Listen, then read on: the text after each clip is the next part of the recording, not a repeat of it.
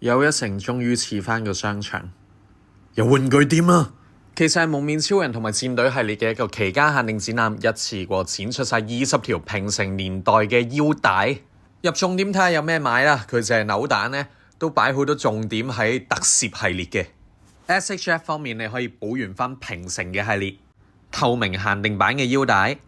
好啦，嚟到會場限定系列啦，今次咧都擺幾多心機喺嗰啲 print product 上面㗎，你見到實物你就會明我講咩㗎啦，係真係印得好靚嘅，尤其是係佢嘅貼紙同埋閃卡。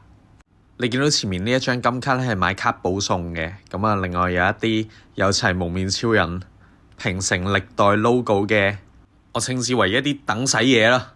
咁有得等使嘢，梗係有一啲唔等使嘢啦。我覺得呢一個好吸引嘅160蚊。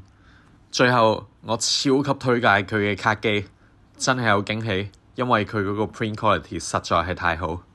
俾大家睇下我哋10抽嘅成績，我中到我鍾意嘅 Decade，Woody 中到龍騎，就係咁啦。